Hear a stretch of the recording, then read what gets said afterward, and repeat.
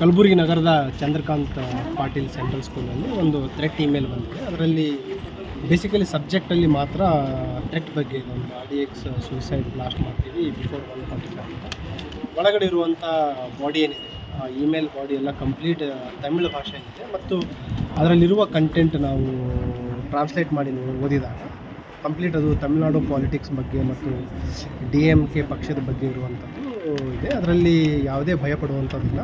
ಈಗಾಗಲೇ ನಾವು ಶಾಲೆಯಲ್ಲಿರುವ ಮಕ್ಕಳನ್ನು ಇವ್ಯಾಕ್ಯುವೇಟ್ ಮಾಡಿದ್ದೀವಿ ಮತ್ತು BDDS AC ತಂಡಗಳು ಬಂದು ಕಂಪ್ಲೀಟ್ ಸ್ಕೂಲನ್ನು ಪರಿಶೀಲನೆ ಮಾಡಿದೆ. ಯಾವುದೇ ರೀತಿಯ ಆತಂಕ ಪಡುವ ವಿಚಾರ ಇಲ್ಲ ಮತ್ತು ಈ ಇಮೇಲ್ ಸಂಬಂಧಿಸಿದಂತೆ ಈಗ ಒಂದು ಪ್ರಕರಣವನ್ನು ನಾವು ತೆಗೆದುಕೊಂಡು ಮುಂದಿನ ತನಿಖೆಯನ್ನು ಮಾಡ್ತೀವಿ.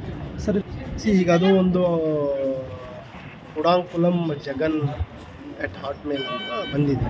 ಅದು ಎಲ್ಲಿಂದ ಕಳಿಸಿದ್ದಾರೆ ಮತ್ತು ಯಾವ ಉದ್ದೇಶಕ್ಕೆ ಕಳಿಸಿದ್ದಾರೆ, ಪ್ರಾಥಮಿಕವಾಗಿ ನೋಡಿದರೆ ಇದು ಕಂಪ್ಲೀಟ್ ಒಂದು ತಮಿಳುನಾಡು ಸ್ಟೇಟಿಗೆ ಇರುವಂಥದ್ದಿದೆ. ರ್ಯಾಂಡಮ್ ಆಗಿ ಮಿಸ್ಪ್ಲೇಸ್ಡ್ ಇಮೇಲ್ ಥರ ಕ್ರಮ ಫೆಸಿ ಕಾಣಿಸ್ತಾ ಇದೆ. ಬಟ್ ಆದರೂ ನಾವು ಟೆಕ್ನಿಕಲ್ ಇನ್ವೆಸ್ಟಿಗೇಷನ್ ಮಾಡಿ ಎಲ್ಲಿಂದ ಕಳಿಸಿದ್ರೆ ಅನ್ನೋದ್ರ ಬಗ್ಗೆನೂ ಚೆಕ್ ಮಾಡ್ತೀವಿ ಮತ್ತು ಈಗಾಗಲೇ ನಾನು ತಮಿಳುನಾಡು ಕೌಂಟರ್ ಪಾರ್ಟ್ಸ್ ಯಾರು ಇಂಟಲ್ಲಿದ್ದಾರೆ ಅವರಿಗೂ ಕೂಡ ಮಾಹಿತಿ ತಿಳಿಸಿದ್ವಿ. ಅಲ್ಲಿನೂ ಕೂಡ ನಾವು ಇದ್ರ ಬಗ್ಗೆ ಮಾಹಿತಿ ಶೇರ್ ಮಾಡ್ತೀವಿ. ಪ್ರಾಥಮಿಕ ತನಿಖೆಯಲ್ಲಿ ಏನಾದರೂ ಕಂಡು ಬಂದಿದೆಯಾ ಸರ್?